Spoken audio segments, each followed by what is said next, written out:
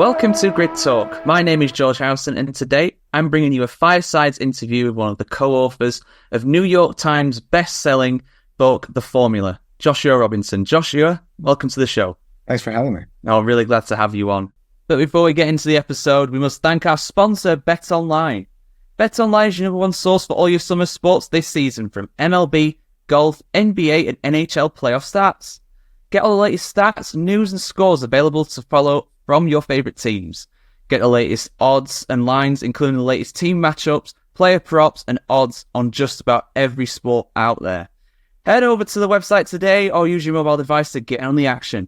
BetOnline, where the games start. So I've been reading this book for the last few weeks or so. I have really enjoyed it. But how would you kind of summarise the book? What's it about? What topics does it cover? Because it's very wide-reaching. I was really impressed at the scale of kind of the time period and also the topics on offer there. Yeah, well, it's really, the story of the rise, fall, and kind of reinvention of Formula One. This is a sport that has a long history dating back to 1950 and some manufacturers even before then. But what it does is, F1 was one thing for the longest time, and reached this first peak in the 80s and early 90s. I'm thinking about the Prost-Senna era. But in the, I think with the Schumacher era, it kind of declined in popularity. And there was a point where it seemed like it might just go away. What's happened in the last 5-6 years, though, is really incredible through Drive to Survive and many other things. But really in the Liberty era, we've seen a comeback that is kind of reaching new heights for Formula One. And so we wanted to tell that story and explain to people who might be new to the sport, who might think they know the arcs of this sport, how all of this ties together.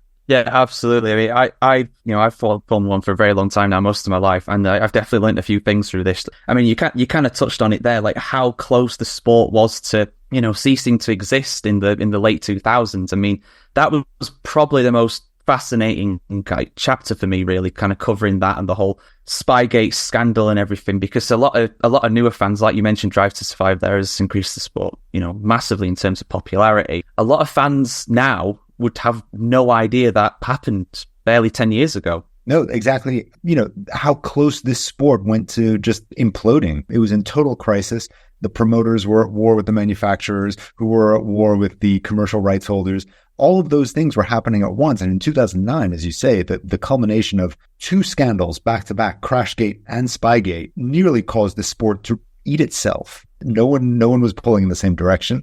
And there was really starting to be no point in this. Who was gaining anything except maybe Bernie Ecclestone? That was one constant for about 30, 40 years. Bernie Ecclestone is always gaining something. The house always wins. Exactly. And he bought the house and he kept it for a very long time. Yeah. So, I mean, what kind of prompted you and Jonathan to, focus on Formula One? Because I looked up the history. You guys have co-authored 2 books previously, both focused around football/soccer, if you're American persuasion. What kind of prompted you to write a book about Formula One? So Jonathan Clegg and I have, as you say, written 2 books together before this one. Our first was the story of the Premier League and how the English Premier League took over the world. And the second was about the Cristiano Ronaldo, Lionel Messi era of global football. The same approach, but really looking at how those 2 guys changed the game, changed the business of sports, and really changed the nature of global celebrity. So for us, it was the same approach on all of these books. And we thought,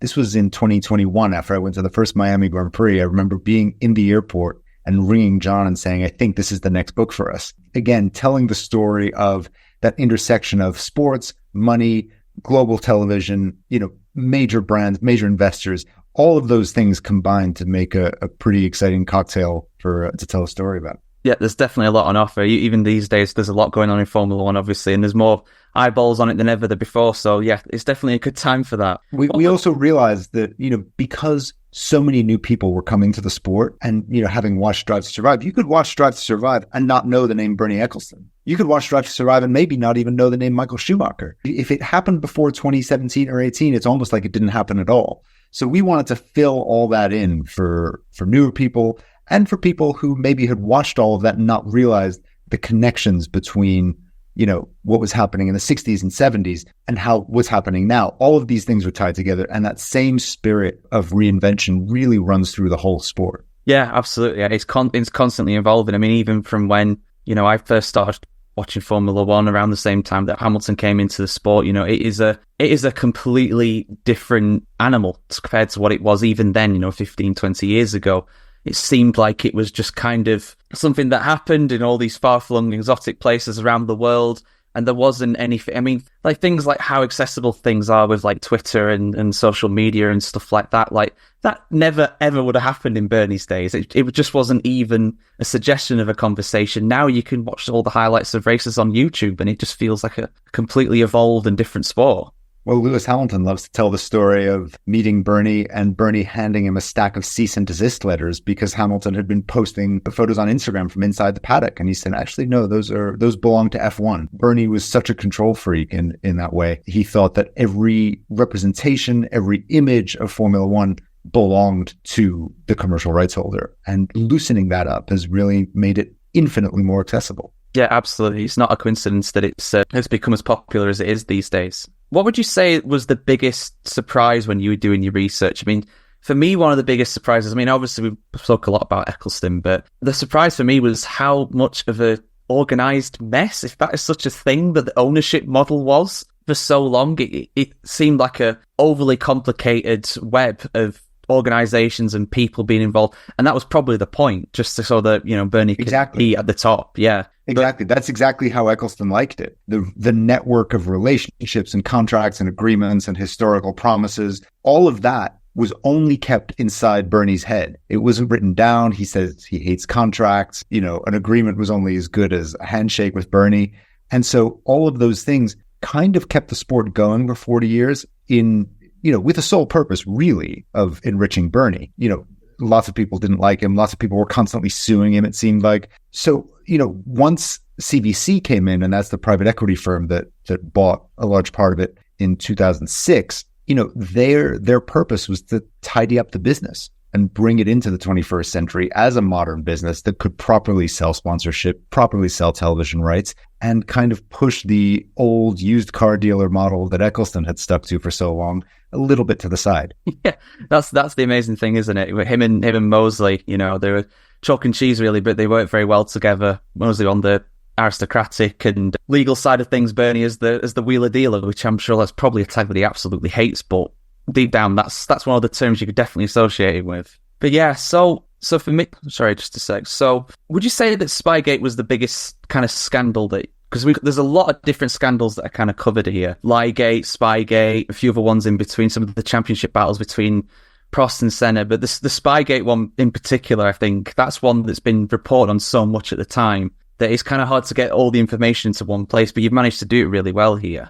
Oh, thank you. Well, Spygate is really an insane kind of scandal that goes far beyond what the action on the track. It's really, I mean, it's even barely a sports scandal. It's industrial espionage. And you have to understand that, you know, the idea of someone selling trade secrets from Ferrari or giving them away to someone for the advantage of a competitor who wasn't just a racing competitor, but also, you know, a constructor competitor in terms of actually making cars that are sold to the public, you know, with F1 as their chief marketing tool. That is absolutely massive. And there have been Spygates in other sports, and I'm thinking of the one in the NFL involving the New England Patriots. Those actually happened on the same day. They were revealed on the same day, which blew my mind when we realized this. But you look at the fine that was applied in the NFL Spygate, and it was under $10 million. The fine in F1 Spygate was $100 million. It is the largest fine ever applied in sports before or since, and tells you just how seriously they took it. Yeah, that is a manic story. And again, people who have, you know, only been in Formula One or interested in Formula One for a relatively short period of time won't even know it happened. It's ancient history almost to people like that. And it was an existential threat to the sport. If you couldn't believe what was happening on the track, that kind of broke the fundamental agreement between, you know, the sports promoters and the organizers of it and the public. You have to be able to trust what you're seeing, that what you're seeing is real. And once that's broken, audiences fell away. There's no point in watching it at that point. You know, so, and when you have a team like McLaren that, you know, could have been irreparably damaged by $100 million fine and threatens to go away, then you're tearing at the very fabric of the sport. Yeah, it was a real balancing act between, you know, making sure that McLaren were punished and not accidentally destroying one of the biggest assets, because aside from Ferrari, they were just they were the biggest team around in F1 with the most history and definitely success at that time at the front of the circuit. And that's exactly right. Yeah, it was a strange old time. It was a very strange old time to be a McLaren fan like myself as well. It was like, my goodness, what have my team done? Like, and it was something that got mentioned, I think, in that chapter too, where it was like, well, all the teams copy from each other. It's just what they do. They try and replicate what works and try and improve on what they've got. But yeah, literally photocopying was beyond the 700-page manual for that year's Ferrari. You can't really be taking that away and giving it to McLaren. But as you say, the culture of copying and imitation is part of the fabric of F1. And even now, probably the greatest designer of all time, Adrian Newey at Red Bull, you'll see him on a Sunday walking the grid, headset on, pencil behind his ear or pencil in his hand with a notebook, walking the grid, looking at the other cars and making little notes to himself because it's there. It's there for everyone to see, so he might as well. And, no one's eye is more finely trained than Adrian Newey's, so he's going to know what all of the little nooks and crannies on a car mean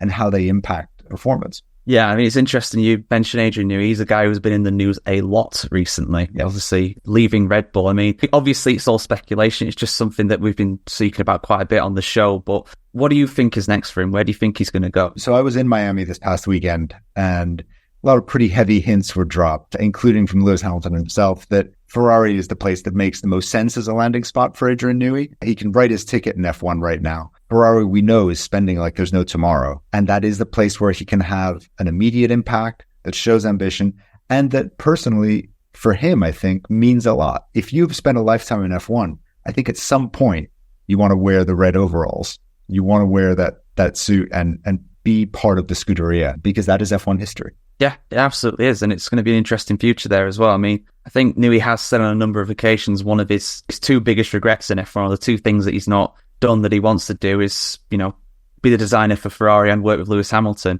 Well, he can do both of those next year if he wants. Yeah, so, exactly. Yeah, very interesting times with him. I mean, we've obviously, a lot of people get covered in this book. Some people that are still working in F1, like Adrian Newey. But who are the mavericks that you wanted to highlight? I mean, there's obviously in here Christian Horner, Toto Wolff. I find it really interesting to read about those guys. But who are the other mavericks that you want to highlight, really, that are still in F1 to this day? I think you can't tell the story of F1 and F1 design without coming back to really the guy who started it all, which is Colin Chapman. He was the maverick designer at Lotus for many years and really the father of ground effects in F1. No one did more single-handedly to advance the science of making a car go fast while sticking it to the ground. And I remember talking to Mario Andretti about driving one of the Lotuses in the 70s for the first time. And he said, it was like it was painted to the road.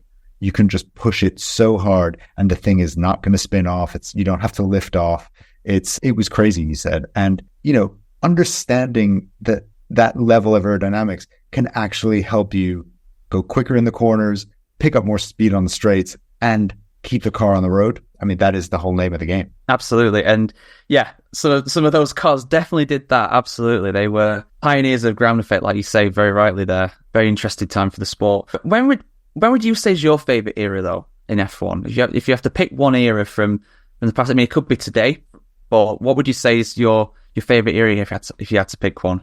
So I might not sound like it, but I did grow up in England in the 80s and 90s. And I still remember to this day, I became a very big Damon Hill fan. So I had a big affinity for Williams in those days and remember actually getting up at 3:00 in the morning to watch Damon win in Suzuka in 1996, which was just an incredible time. And I always look back at that for me being the peak of the F1 era. Interesting. And I'll be honest, that was not the answer I was expecting, but I do see that. Yeah, no. I had grown up with, watching Senna and Prost and, Damon had a special place in my heart. And yeah, 96 was a great time, great season, because that went right to the wire with Jacques Villeneuve. It did. Yeah, Villeneuve in his debut season that year. I think a wheel fell off in the last race for him. I think that would happen. So, yeah, it was unfortunate. But you got your guys' championship the following year.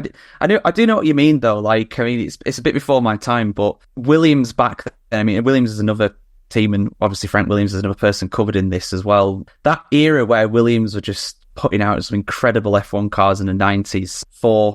I don't know who said it. It might have been Martin Brundle, but somebody said that Williams started as a small team.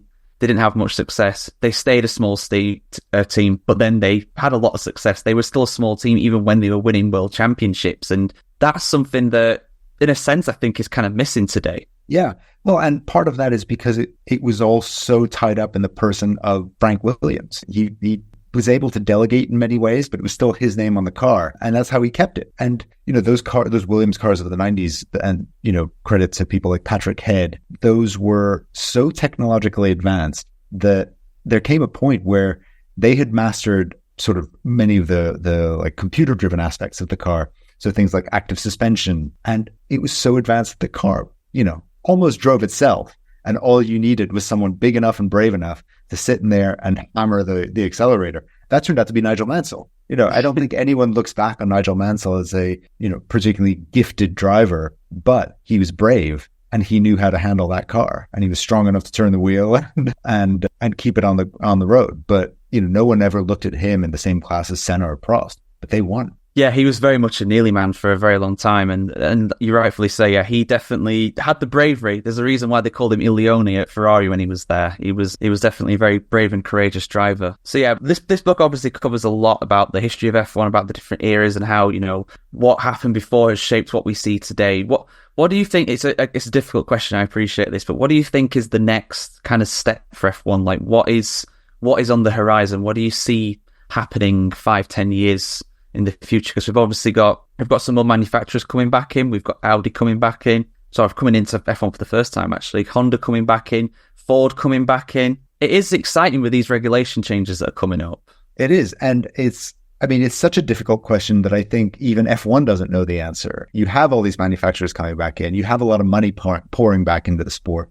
But, so much of this is built on the foundations of the Drive to Survive and sort of related products, that kind of fan base coming in, people who might be new to the sport. And this is where they have to be very careful, because you have a lot of people who can genuinely call themselves F1 fans now, but don't necessarily watch the races. You don't need to anymore. You can engage with F1 in so many interesting ways and so many very committed ways that don't involve actually watching for 2 hours on a Sunday, which to some people is the most boring part. But, you know everything about the drivers. You follow them on Instagram. You watch Drive to Survive. You buy the $150 baseball cap.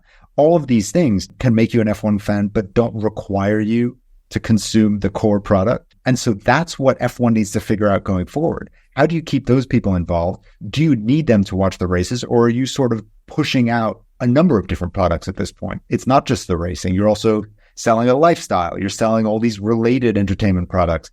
The competition for eyeballs is so fierce today that you kind of have to play on many fronts. And this is the conclusion we draw in the book, that F1 has kind of become a post-sport sport. You can watch highlights, you can engage with the drivers, you can engage with the teams without having to sit there for 2 hours on a Sunday watching cars go around. So as F1 figures out what the future looks like, where you have these manufacturers coming in and getting involved in the core racing, what are you also doing to keep those differently committed fans involved as well, and possibly in a post-Drive to Survive world. We're heading to season 6. This thing's not going to be around forever. We know there's the Apple Brad Pitt movie that'll be out, I think, next summer, 2025. So that'll be a big kind of tentpole at one point.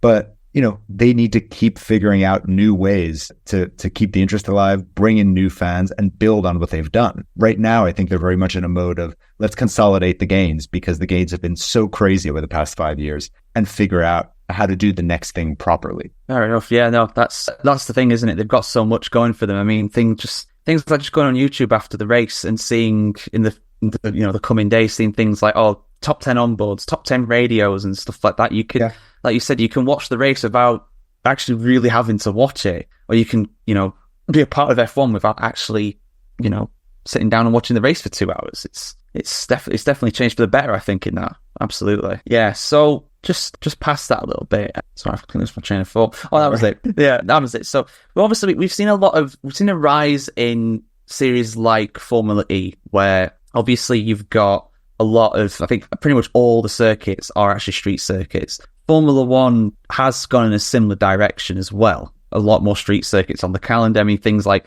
Miami, Las Vegas. Las Vegas is an out-and-out street circuit. Miami is labelled as a street circuit too. You've got ones like Madrid coming in for Spain as well. Is that what F1, do you think, maybe is trying to do without outwardly saying it, trying to bring the races to the actual city, to the people living there.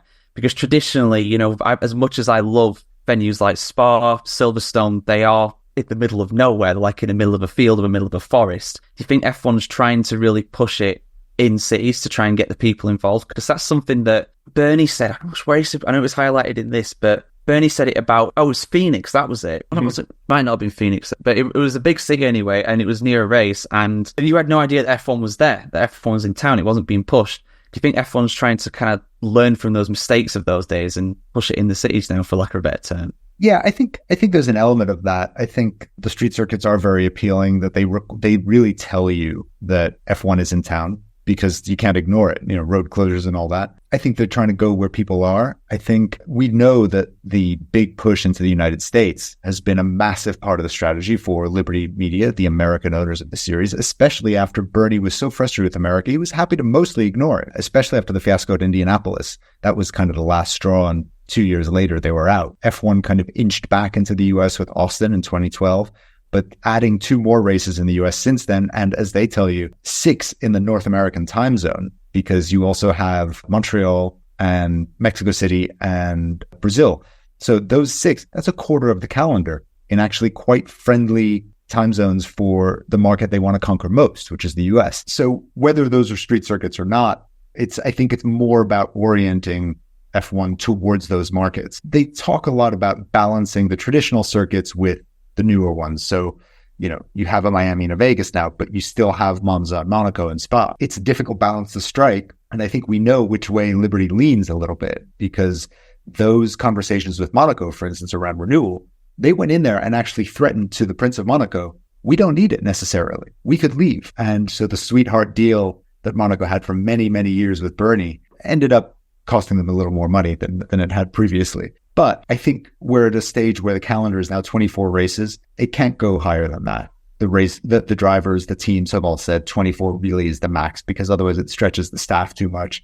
They all finish the season absolutely on their knees. But what we might see is some rotation within that calendar. So this is just an example, not something that is definitely happening. But for instance, you could rotate Zandvoort and Belgium, where you've got Spa 1 year in that spot and then Zandvoort the next. So I think we may see some arrangements like that in the near future, but it's not going over 24. And then, as they continue to tweak the recipe for how to build a calendar, we'll certainly see races like Vegas sticking around, because that is one where not only they've signed a 10-year agreement, or Miami is I think up to 15, but F1 is the promoter in Vegas, and they definitely want to keep those in place. Yeah, it's a difficult balancing act, like you say. It was actually Indianapolis, I just remembered, that was the one that Bernie was going around like, there's no indication there's a Formula One race on here, which I personally loved F1 going to Indianapolis, but yes, it ended up, F1 leaving in disgrace. So simple as that. It was, again, one that the kids and the ones that people who've only got into F1 because of Drive to Survive will never know. That 2005 F1 race, that was another one of the darkest days for F1. Absolutely. That was the day where only 6 cars went round the entire race because of a tire fiasco. They were the ones on Michelin tires. And actually, Schumacher won that day for Ferrari.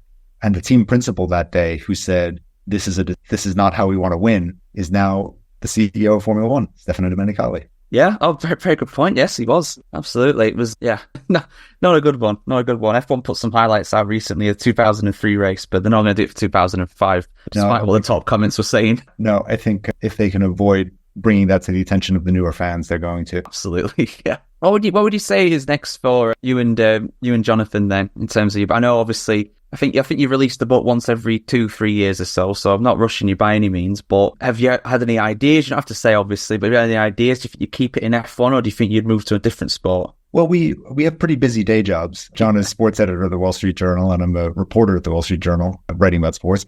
So we have those to keep us busy, but we're definitely thinking about what the next book will be. I don't think it'll be F1, but we're tossing around some ideas at the moment, and I don't think it'll be too long before we're on to the next project. Fair enough, exciting times then. But yeah, that's pretty much everything that I was going to ask. Like I said, I really do recommend this book, New York Times bestseller, and it's absolutely earned that. A very entertaining read. Is there anything that you want to plug while we're here? I mean, I know you've obviously mentioned the Wall Street Journal, but I don't think it needs to be plugged. I think it's got a decent readership. So is there anything else you want to ever mention? No, it's if you like kind of the approach and the style of this book, I urge you to go back and check out our soccer books. The Club is the one about the English Premier League and how it took over the world. And then Messi versus Ronaldo is the story of that era, which is definitely coming to a close now. It is. They are still doing very well in their respective leagues, but they are not in a top European league. But then again, they're both in the late 30s, so it's understandable. It's fair enough. They've had an all right run. Yes, definitely recommend that if you want to get some more inside information on soccer/football. I'm sure they're great reads. I'm probably going to check them out as well, to be honest with you, off the back of this one. But yeah, thank you very much for joining us, Josh. I really do appreciate it.